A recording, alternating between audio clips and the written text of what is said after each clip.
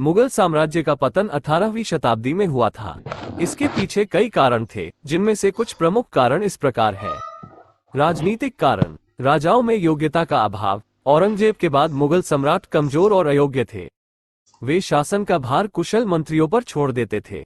उत्तराधिकार के लिए संघर्ष। मुगलों में ज्येष्ठाधिकार का कानून नहीं था, जिसके कारण सिंहासन के लिए भाई भाइयों में लड़ाई होती थी।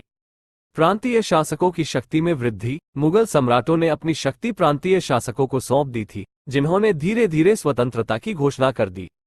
केंद्रीय शासन का कमजोर होना। मुगल सम्राटों की शक्ति कम होने के कारण केंद्रीय शासन कमजोर हो गया था।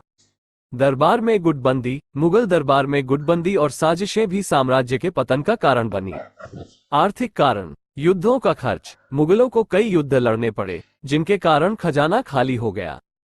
जमींदारों की शक्ति में वृद्धि। जमींदारों ने किसानों पर अत्याचार किए, जिसके कारण किसानों की हालत खराब हो गई और राजस्व में कमी आई। व्यापार में कमी। मुगलों के शासनकाल में व्यापार में कमी आई, जिसके कारण अर्थव्यवस्था कमजोर हो गई। सामाजिक कारण। धार्मिक असहिष्णुता। औरंगजेब ने धार्मिक असहिष्णुता की नीति अपनाई, जिसके कारण हिंदुओं में मुगलों के खिलाफ असंतोष बढ़ गया। सामाजिक बुराइयां। मुगल समाज में कई सामाजिक बुराइयां थीं, जैसे कि जातिवाद, दहेज प्रथा और बाल विवाह। सैन्य कारण। सेना का कमजोर होना। मुगल सेना कमजोर हो गई थी और विद्रोहों को दबाने में असमर्थ थी। युद्धों में हार। मुगलों को कई युद्धों में हार का सामना करना पड़ा, जिसके कारण उनकी शक्ति कमजोर हो गई।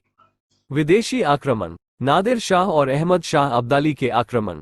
नादिर शाह और अहमद शाह अब्दाली ने मुगल साम्राज्य पर आक्रमण किए, जिसके कारण मुगलों की शक्ति कमजोर हो गई।